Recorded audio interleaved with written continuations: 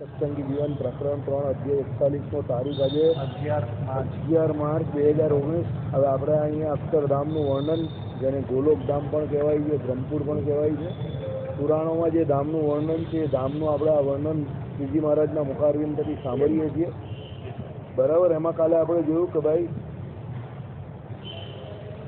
તે ધામના મધ્યપ્રદેશમાં એક સાથે ઉદય પામેલા કોટી ગુણિત કોટી સૂર્યો થકી પણ અતિશય શુક્લ ભાસ્વર મનોહર ઘાટું એટલે તત્વતઃ સચ્ચિદાનંદ રૂપ મહત કોઈ પણ તેજ વર્તે છે, જેને તત્વદર્શીઓ અક્ષરબ્રહ્મ કહે છે। અક્ષરબ્રહ્મની વાત કરી કે ભાઈ અક્ષરબ્રહ્મ એટલે ચિદાકાશ જેને કહ્યું છે, જે તેજસ્વી કહ્યો છે મહારાજે, બરાબર। કે ભાઈ ચિદાકાશ કેવો છે તો તેજસ્વી છે। હવે તેજસ્વી કેમ કહ્યો કે ભાઈ તેજ નામનું જે ગુણ જે છે તે એની અંદર રહ્યો છે, બરાબર। કે ભાઈ એ ચિદાકાશની અંદર તેજ નામનો ગુણ રહ્યો છે, જેનામાં જે ગુણ હોય તે ગુણ દેખાય, બરાબર। ગુણી હોય એના આધારે ગુણ રહેલા હોય। એટલે હવે આમાં શું છે, દ્રવ્ય અને અદ્રવ્ય। તો એ ચિદાકાશ જે છે એમાં એવું છે કે ભાઈ એ ચિદાકાશ પણ કોઈ દ્રવ્યનું બનેલું છે, અને એ દ્રવ્યને કારણે એમ કહે કે એ કેવું છે, એની અંદર તેજ નામનો દ્રવ્ય એટલે તેજસ્વી, એટલે એ તેજ જે છે તે એ ચિદાકાશમાંથી નીકળે છે, એટલે એ ધામમાંથી નીકળે છે, બરાબર। હવે અહીંયા સમજવા જેવું શું છે કે ભાઈ ધામના મધ્યપ્રદેશમાં એક સાથે ઉદય પામેલા એટલે આ કલ્પના શક્તિની વાત છે, કારણ કે આપણે અક્ષરધામમાં અત્યારે જઈ નહીં શકવાના। એ ધામના વર્ણનની અંદર જે તેજ આવે એ તેજને બતાવવા માટે અહીંયાનું ઉદાહરણ શું આપેલું છે કે એક સાથે ઉદય પામેલા કોટી ગુણિત કોટી સૂર્યો થકી પણ, એટલે 1 કરોડ ગુણ્યા કરોડ કરો, કોટી ગુણિત કોટી એટલે કરોડ ગુણ્યા કરોડ કરો એટલા સૂર્ય એક સાથે આકાશમાં ચમકતા હોય, બરાબર। તેના કરતા પણ અતિશય શુક્લ ભાસ્વર, શુક્લ એટલે કેવું, સફેદ તેજસ્વી, ભાસ્વર એટલે પ્રકાશમાન, મનોહર એટલે મનને હરનારું, ઘાટું આછું પાછું નહીં, ઘાટું તેજ એકદમ, તત્વતઃ કેવું સચ્ચિદાનંદ રૂપ મહત કોઈ પણ તેજ વર્તે છે, સચ્ચિદાનંદ રૂપ। સત એટલે કેવું કે ભાઈ એ ધામ કઈ આજકાલનું નથી, બરાબર। એ ધામ કેવું છે, અનાદિ છે। અને ચિત એટલે શું છે કે એ ધામ જે છે તે ધામની અંદર જઈને જીવાત્મા જે છે કે મુક્તાત્માઓ જે છે એનું એમ કહે કે જે એમ કહે કે જ્ઞાન એ કેવું છે, પોતાની અતિશયતાને પામે છે, એટલે એને ચિત્ત કહ્યું। બીજું, ચિત્તનું લક્ષણ એ એવું લેવું કે જળ નથી એટલે અજળ છે, એટલા માટે ચિત્ત કહ્યું। દાખલા તરીકે માયાની અંદર તમે જ્યારે માયાનું નિરૂપણ કરો ત્યારે એની પર સત તો કદાચ લાગે, કારણ કે માયા પણ ત્રિકાળ બાધિત છે, પણ ચિત્ત ના લાગે, કારણ કે માયા જળ છે, એટલે માયા અચિત છે। પણ એ અક્ષર બ્રહ્મ જે છે, જે તેજ જે છે, એ અક્ષર બ્રહ્મ કેવું છે, ચિત્ત છે, એટલે કેવું છે, માયાથી જુદું છે, એટલે માયાથી જુદું બતાવવા માટે અહીંયા ચિત્ત શબ્દ વાપરો છે। અહીં ચિત્ત શબ્દોનો અર્થ ચેતન નહીં લેવો, પણ ચેતન જેવું લેવો, અને માયાથી જુદું છે બતાવવા માટે ચિત્ત શબ્દ કયો છે। પણ અહીંયા ચિત્ત એટલે ચેતનનો અર્થ તો બે ખાલી જીવાત્મા અને પરમાત્મા એ બે પર જ લાગે, એટલે અહીંયા ચિત્ત શબ્દનો અર્થ કેવો લેવો, જેવું, ચેતન જેવું એટલે કેવું કે ભાઈ ચેતન જેમ સ્વયં પ્રકાશ છે તેમ એમ કહે કે એ તેજ અંદરથી નીકળે છે, અને એ તેજમાં જેટલા પણ ચેતનો, એટલે ભગવાન તો હવે અનાદિકાળથી સર્વજ્ઞ છે જ, પણ બીજા જે કોઈ જીવ ત્યાં મુક્ત અવસ્થાને પામે એ પણ બધા પોતાના ધર્મે કરીને સર્વજ્ઞતાને પામી જાય છે, એટલે એનું જ્ઞાન જે છે તે વિસ્તારને પામી જાય છે, અનંત કોટી બ્રહ્માંડમાં એનું જ્ઞાન વ્યાપીને રહી છે, એટલા માટે અહીંયા એને ચિત્ત શબ્દ વાપરો છે। પછી આનંદ, દાખલા તરીકે અહીંયા આપણે એવું અહીંયા જે લખ્યું એ પ્રમાણે કલ્પના કરીએ કે કોટીના કોટી એટલે કરોડ ગુણ્યા કરોડ સૂર્ય એક સાથે ઉદય પામે તો આપણે આનંદ નહીં આપે, અરે બાળી મૂકે, બરાબર। આખો માણસ બળી જાય, જરા પણ સુખ નહીં આવે। હવે વૈશાખ મહિનો આવશે, તમે જોજો કેવી ગરમી પડશે, તે કોઈને સુખ નહીં આવશે, પણ અહીંયા કેવું છે, આ આનંદ બતાવવા માટે છે કે ભાઈ એ જગ્યા, એ સ્થાન જે છે તે કેવી છે, આનંદ આપનારી છે। આનંદ નામનો ગુણ એટલે આનંદ નામનું લક્ષણ એ કાયમ માટે એને વળગીને લેલું છે, એટલે એ ધામમાં જઈને બધા એમ કહે કે આનંદને પામે છે। એટલે શું છે કે ભાઈ જીવાત્માનો પોતાનો આનંદ પરમાત્માનો આનંદ અને ત્રીજો એ ધામનો આનંદ, એમ ત્રણ આનંદ ત્યાં ભેગા થાય છે. એટલે આપણે ત્યાં જીવાત્મા માટે પણ સચ્ચિદાનંદ રૂપ, પરમાત્મા માટે પણ સચ્ચિદાનંદ રૂપ અને અક્ષર બ્રહ્મ માટે પણ સચ્ચિદાનંદ રૂપ એમ અર્થ વપરાયો છે. એટલે શું કહ્યું? તત્વતઃ સચ્ચિદાનંદ રૂપ મહત કોઈ પણ તેજ વર્તે છે. મહત એટલે બહુ મોટું, લઘુ એટલે નાનું, લાઘવ લઘુ એટલે નાનું, મહત એટલે કેવું? બહુ મોટું, મહાન તેજ વર્તે છે, જેને તત્વદર્શીઓ અક્ષર બ્રહ્મ કહે છે. આને અક્ષર બ્રહ્મ કહેવામાં આવે છે. જે અક્ષર બ્રહ્માત્મક તેજ આ સમસ્ત જગતના તેના અભિમાની નિત્ય મુક્તોના આશ્રયપણે અથવા સ્વસત્તાના ઉત્કર્ષ વિશેષથી આશ્રયભૂત સનાતન નિત્ય સિદ્ધ સ્વયં જ્યોતિજ એટલે સત્તાથી પ્રકાશમાન, દેશથી વા કારથી આદ્યંતે રહિત અને પૂર્ણ અમૃત એટલે મુક્તોય પ્રાપ્ય પરમાનંદમય પરમ બ્રહ્મ ગર્ભિત હોવાથી નિરુપાધિક અમૃતે પરિપૂર્ણ છે, માટે પોતે પણ પૂર્ણ અમૃતપણે પ્રકાશે છે.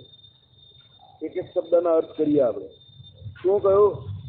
કે જે અક્ષર બ્રહ્માત્મક તેજ આ સમસ્ત જગતના તેના અભિમાની નિત્ય મુક્તોના આશ્રયપણે, એટલે આખા જગતમાં એમ કહે કે જે કોઈ એમ કહે કે સમસ્ત જગત ના તેના અભિમાની નિત્ય મુક્તોના આશ્રિત પણ, એટલે જે નિત્ય મુક્તો જે છે, બરાબર, એ નિત્ય મુક્તોના આશ્રિત પણ એટલે એ મુક્તોને રહેવાનું સ્થાન, એનો આશ્રય પણ એ અક્ષર બ્રહ્માત્મક એટલે અક્ષર બ્રહ્મ છે.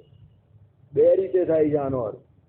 એક રીત એવી છે આને સમજવા માટે સામાન્ય રીતે કે ભાઈ જે મુક્તો જે છે એ પણ રહેવાનું સ્થાન એને પણ અક્ષરધામ છે, જે આપણે સમજ્યા છે. અને બીજું સર્વનો આધાર પણ એ ચિદાકાશ છે.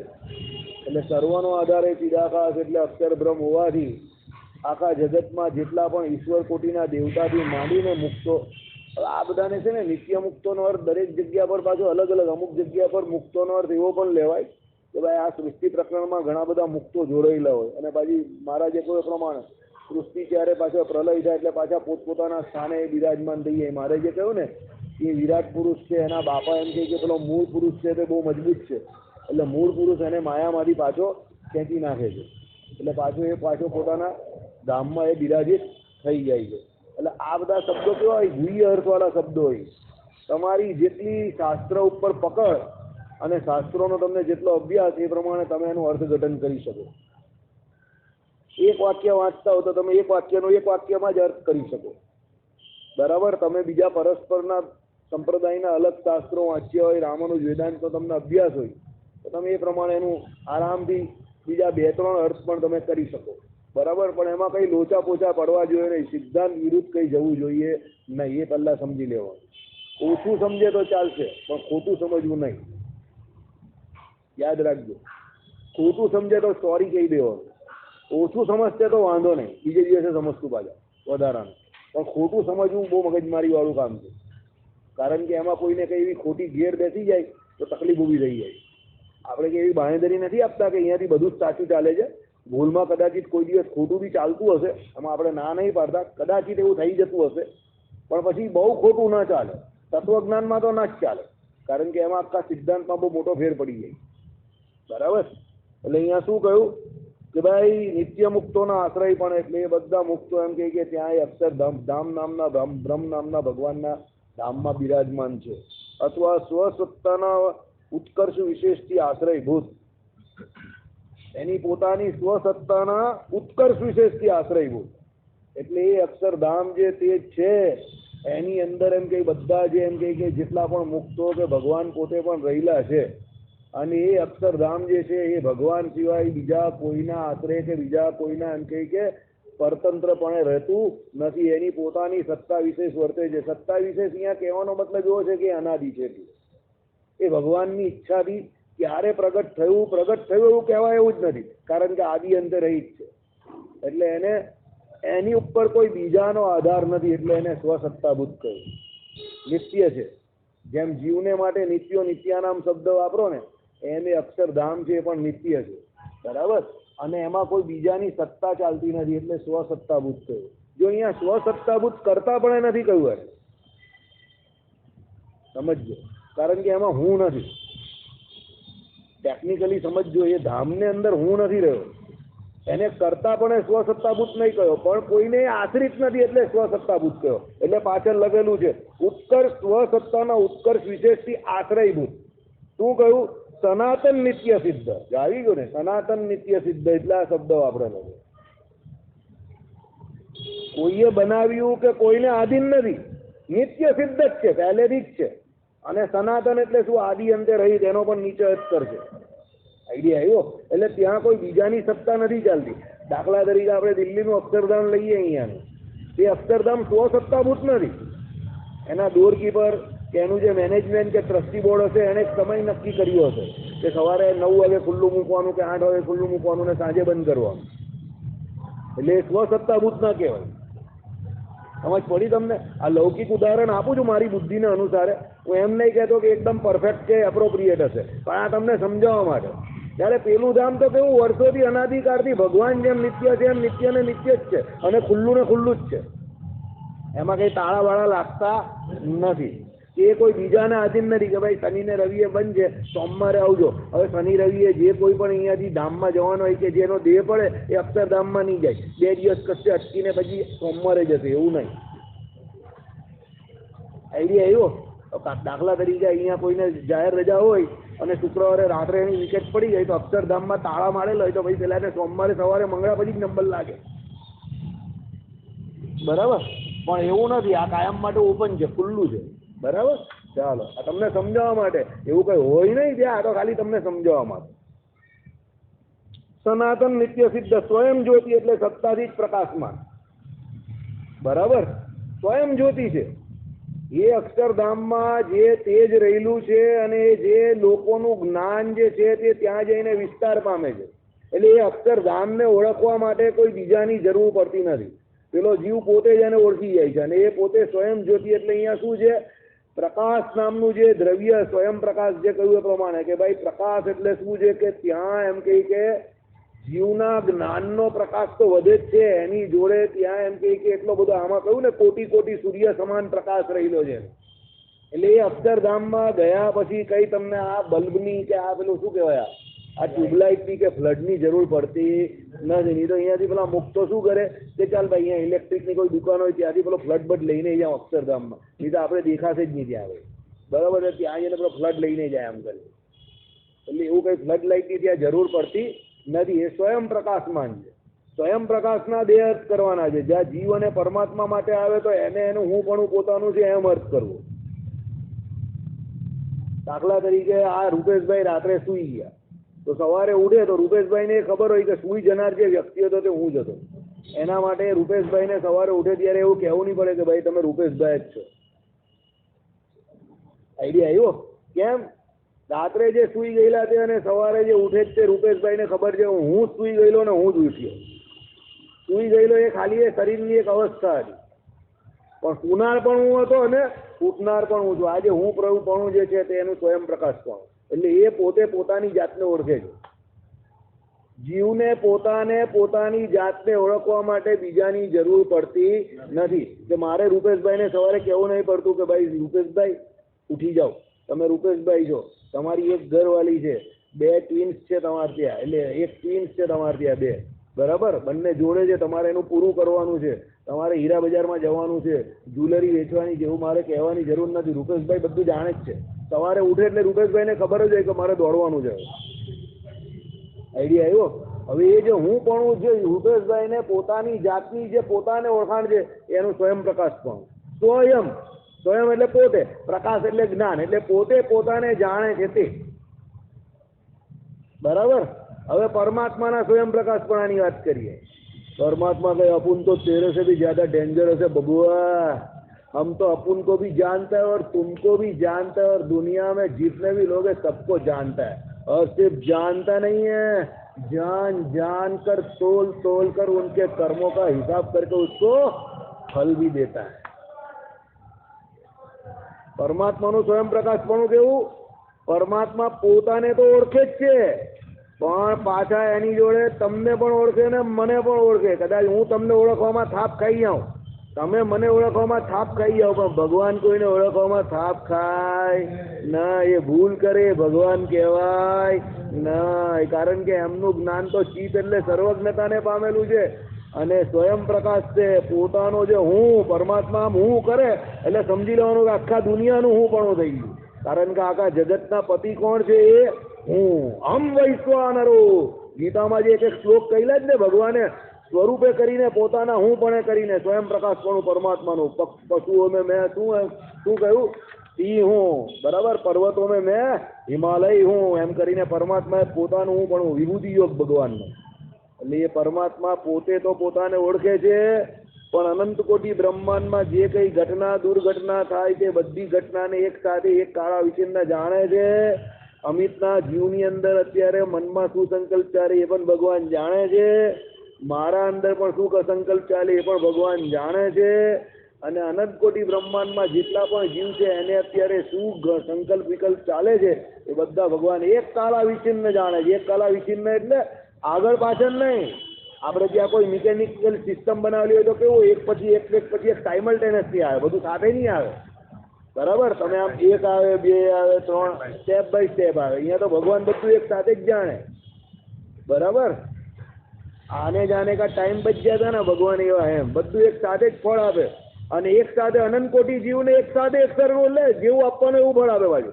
એમાં ભગવાનમાં ભૂલ નહીં પડે બાજી, બરાબર. ભગવાન કહે કે આપણને ભૂલ નહીં કરતા હે. આવું તકવો પડે એવો છે ફોન, કારણ કે એક ભાઈ છે ને, હલો, હા બોલો. આ સીધા સભા મંડપમાં હું સામે બેઠો છું અને મારા હાથમાં પુસ્તક છે ને સામે 20 હરિભક્તો બેઠા છે, મારા હાથમાં બિલ આપી દેવું તમે, બરાબર.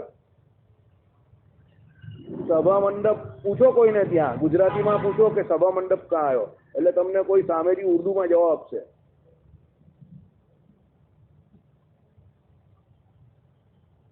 अगरो सवाल कहिए, सभा मंडप कई जगह पर आएगा? मैखाने में आकर अंगूर की बेटी का पता पूछ रहा है, मंदिर में सभा मंडप का है. ચાલો એટલે પૂછવાનું કોઈને, આમ તેમ હશે ને કોઈ આવશે તો અહીંયા જ આવશે. આવી ગયો.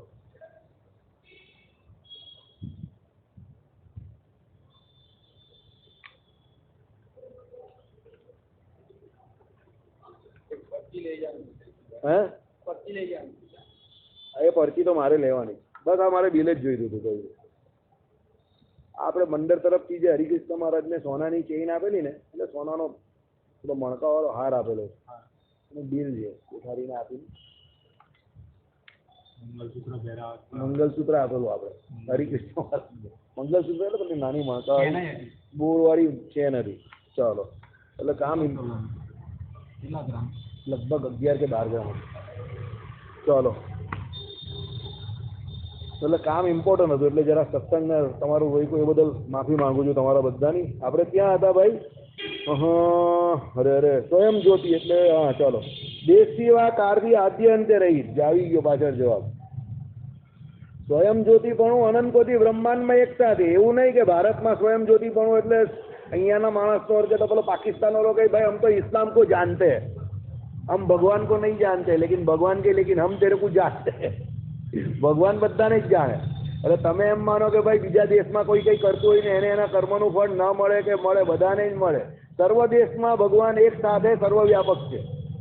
એક દેશસ્થ રહ્યા થકા સર્વ દેશમાં સર્વ જીવને ભગવાન એક સાથે એક કાળા વિચિન્ન જાણે પણ છે અને એના કર્મનું ફળ પણ આપે છે. એટલે પરમાત્મા કેવા છે? અન્વય થકા વ્યતિરેક, કે વ્યતિરેક થકા અન્વય. બોલો અશોકભાઈ, બોલો. વેરી ગુડ, બરાબર વિચારીને જવાબ આપ્યો. વ્યતિરેક ક્યાં છે? પોતાના ધામમાં છે, એકલા બેઠેલા છે. અને અન્વય કેવા છે? દરેક જીવ પ્રાણી માત્ર પ્રત્યે રહેલા છે તે પરમાત્માનું શું છે? અન્વયપણું છે. મેં આજે સારંગપુરના 5મા વચનામૃતમાં વાંચ્યું, બરાબર. જીવનું અન્વયપણું, બદ્ધ જીવનું, પછી ઈશ્વરનું અન્વયપણું, પછી અક્ષર બ્રહ્મનું અન્વયપણું અને પરમાત્માનું અન્વયપણું અને વ્યતિરેકપણું. બધાના અન્વય અને વ્યતિરેકપણા. સ્વયં પ્રકાશાનંદ સ્વામીનો સવાલ છે, ઘરે જઈને વાંચજો. નહીં સમજ પડે એની ગેરંટી હું આપું છું, બરાબર. ચાલો ભાઈ, નહીં સમજ પડે તો કાલે પૂછજો, બરાબર. આજે વાંચતો તો કાલે સવાલ પૂછી શકશો. એ તો ભાઈ ઘરે એનો ઊંઘી જજો. એ બેસ્ટમાં બેસ્ટ કામ. સુએ તો સમાધિ ને ઉઠે તો ઉપાધિ. આગળ જઈએ આપણે. કાળથી દેશમાં કાળથી આદ્ય અંતે રહી. કાળ પણ એવું નહીં કે ભાઈ ભૂતકાળમાં ભગવાન હતા તો વર્તમાન કાળમાં ભગવાન છે કે નહીં, કે ભવિષ્યમાં હશે કે નહીં, એવો કોઈ ડાઉટ કરવાનો નહીં કોઈ. ભૂતકાળમાં જેવા હતા તેવા જ 100% ભૂતકાળમાં પણ હતા, વર્તમાનમાં કાળમાં પણ એટલા 100% જ છે. સમ અધિકપણે શાસ્ત્રમાં શબ્દ શું છે? સમ અધિકપણે, એક સરખા, અધિક અધિક એટલે શું? બધાથી અધિક. ભગવાન આગળ કોઈનું કંઈ પાછું પણ ઉપજતું નથી. અને વર્તમાન કાળમાં પણ એટલા 100% જ છે અને ભવિષ્યમાં પણ એટલા 100% જ હશે, એવું છાતી ઠોકીને ભગવાનના ભક્તો કહે. બીજા બધાને જેને ભગવાનમાં વિશ્વાસ નથી એ તેલ પીવા જાય, એની જોડે આપણે કંઈ લાગતું ઓળખતું નથી. બરાબર. પછી શું કહ્યું? અને પૂર્ણ, બરાબર, અમૃત મુક્તોએ જ એક પ્રાપ્ય. હવે આ લક્ષણ જેમ ભગવાનનું કહ્યું તેમ કોનું છે? આ બધું લક્ષણ અક્ષર બ્રહ્મનું પણ છે. એ પણ દરેક જગ્યા પર, દરેક દેશમાં, દરેક કાળમાં એક સરખું વ્યાપ્ય છે. કેમ? બધાનો આધાર છે. મારે જે કહ્યું ને, જે કારણ હોય તે સમગ્ર કાર્યને વિશે વ્યાપેલું હોય, અને કારણ હોય તે કાર્ય કરતા કેવું હોય? સૂક્ષ્મ હોય. કાર્ય હોય તો સ્થૂળ હોય. દાખલા તરીકે વડલાનું બીજ, જેના દ્વારા આટલો મોટો વડલો થયો, તો બીજ કેટલું હોય? પહેલા આટલું જ હોય, અને એમાંથી મોટો વડલો થાય. હવે ચિદાકાશ છે તે શું છે? સર્વનો આધાર છે, એટલે સર્વથી સૂક્ષ્મ છે. હમણાં જે હરિભગત મને કહી ગયા તો ભાઈ યુટ્યુબ ઉપર આ તમારો સત્સંગ જીવનની કથા સાંભળું છું, બહુ આનંદ થયો, એમ કે એનો પ્રચાર પ્રસાર હજુ વધારે થાય એવું હોય તો કરો. મેં કોઈ આપણા હાથમાં નથી, એ ભગવાનના હાથમાં છે. બરાબર. કેમ? સૂક્ષ્મમાં સૂક્ષ્મ જે ચિદાકાશ જે છે એ આપણે અત્યારે અહીંયા પણ રહેલો છે, પણ આપણે એને આ આંખથી જોઈ શકતા નથી, કારણ કે આપણી દ્રષ્ટિમાં હજુ માયાનું આ આવરણ જે છે, આ પૃથ્વી, જળ, તેજ, વાયુ અને આકાશ, આ ભૂતાકાશ જે છે એની બહાર હજુ આપણી દ્રષ્ટિ ગઈ નથી. એ ભૂતાકાશની બહાર જ્યારે આપણી દ્રષ્ટિ જાય ત્યારે આપણે ચિદાકાશમાં આપણી નજર પહોંચી જાય, અને જો આપણી નજર ચિદાકાશમાં પહોંચી જાય તો પછી આ ભૂતાકાશ આપણી નજરમાં આવતો નથી. પછી આ તારું છે, આ મારું છે, મારી બા રહી ગઈ, મારા બાપા રહી ગયા, બરાબર, મારી બેન રહી ગઈ, કે મારી ઘરવાળી રહી ગઈ, એવું બધું કંઈ આવે નહીં. ભાઈ બધા સરખા તમારા પાસે, પણ બહુ વાર છે. અભી દિલ્હી બહુ દૂર है, બરાબર. દિલ્હી હજુ બહુ દૂર છે. જો કેશવ પ્રસાદ દાસજીને જોઈ લો તમે, ઉત્સવ આપણા મંડનનો, ચાલવા માટે લાકડી જોઈએ છે. આપણે આમંત્રણ આપ્યું, જોડે 4 બ્રાહ્મણને પણ બોલાવ્યા, ટ્રેનમાં આવ્યા, 2 દિવસ રોકાયા. હરિભક્તોએ કહ્યું તો પાછા પધરામણીએ પણ ગયા, અને હરિભક્તોએ કહ્યું કે ભાઈ હવે તમે એમ કહી કે સામે હરિકૃષ્ણ મહારાજની પૂજામાં બેસો, તો પૂજામાં પણ બેઠા. 2 દિવસ હરિભક્તો માટે અને ભગવાન માટે રોકાયા, અને આજે સવારે પાછા લાકડી લઈને વડતાલ ગયા. કોઈ પોતાનું ને કોઈ પારકું નહીં. આવા માણસને ભગવાન મળે. આપણે કહી તો કોઈ કે મારો ઉત્સવ છે જરા આવજે નહીં, ત્યારે એનો ઉત્સવ કાં જવાનું યાર, આળસ આવે. બરાબર. આ કેમ ભાઈ? હરિકૃષ્ણ મહારાજનો ઉત્સવ. મને શું કહ્યું કે તો હરિકૃષ્ણ મહારાજની વરસગાંઠ છે, એમનાથી બેસાતું નથી જમીન પર, બરાબર, તો પણ બેઠા ત્યાં. મહારાજની વરસગાંઠ છે, એમ કે ખુરશી લઈને બેસું તો હરિકૃષ્ણ મહારાજને ખોટું લાગી જાય મને કે. 1 કલાક બેઠા. બાજુમાં પછી નિલેશને આપણે બેસાડવો પડ્યો એ અલગ વાત છે, બરાબર, પણ 1 કલાક બેઠા. કોને માટે બેઠા? ભગવાન માટે બેઠા, અને ભગવાનના ભક્તો માટે બેઠા. આવો વિચાર જ્યારે, આવું આપણું જ્યારે મગજ ચાલે ત્યારે સમજી લેવાનું કે હવે ભગવાન દૂર નથી. પણ આપણા મગજમાંથી તો તારું મારું જ નહીં જતું ને. પહેલાં મારું, પછી તારું, આમ મારું, આ તારું, આ મારી બાયરીનું, આ મારા છોકરાનું. અરે તું બાયરી છોકરા જ કહી રાખે આખી જિંદગી, તારું મારું, તારું મારું કહી રાખે, એમાંથી બહાર જ નહીં આવે તો બુદ્ધિ. એ બુદ્ધિ બહાર કાઢો. બરાબર. સત્સંગમાં આવવાનો સૌથી મોટો કોઈ લાભ હોય તો આ લાભ છે. દુનિયામાં બીજી દરેક જગ્યા પર તમને તમારા વિશે, તમારા ગ્રોથ વિશે બધા બહુ સેમિનાર ચાલે કે તમે પોતે ગ્રોથ કેવી રીતે કરી શકો, કે તમારો કુટુંબ ગ્રોથ કેવી રીતે કરી શકે. પણ આવો કોઈ જગ્યા પર સત્સંગ બહુ ઓછી જગ્યા પર ચાલતો હશે જ્યાં તમને એવું કહેવામાં આવે કે ભાઈ વિશ્વ બંધુત્વની ભાવના રાખો, વાસુદેવ કુટુંબકમ, સર્વ જગત ભગવાન વાસુદેવનું શરીર છે, એમ માનીને બધા આપણા જ ભાઈઓ છે એમ માનીને આગળ વધો, બહુ મજા આવશે. તમને ખબર છે કે આપણો જે આ હરિકૃષ્ણ મહારાજનો પાટોત્સવ આટલો બધો સફળ ગયો એનું કારણ તમને ખબર છે? એક લાઈનનું કારણ છે, એક લાઈન, એક શબ્દનું કારણ છે. શું છે ખબર? સ્વાર્થે રહિત હતો ને એટલે. સ્વાર્થે રહિત હતો એટલે જો આમાં હું મારું નામ લખાવવા જાત ને તો આટલો પ્રોગ્રામ સફળ ન જાત. પણ સ્વાર્થે રહી તો નારાયણ મુનિદેવના મંડળનો પાટોત્સવ, હરિકૃષ્ણ મહારાજનો પાટોત્સવ નારાયણ મુનિદેવે કરાયો. કારણ કે મંડળનું નામ નારાયણ મુનિદેવ મંડળ, અને કોઈનો સ્વાર્થ ન હતો એટલે આટલો સફળ થયો. બાકી તારું મારું કરવા જાઓ એટલે જય સ્વામી નારાયણ. તારું મારું ન કરો, બધું ભૂલી જાઓ.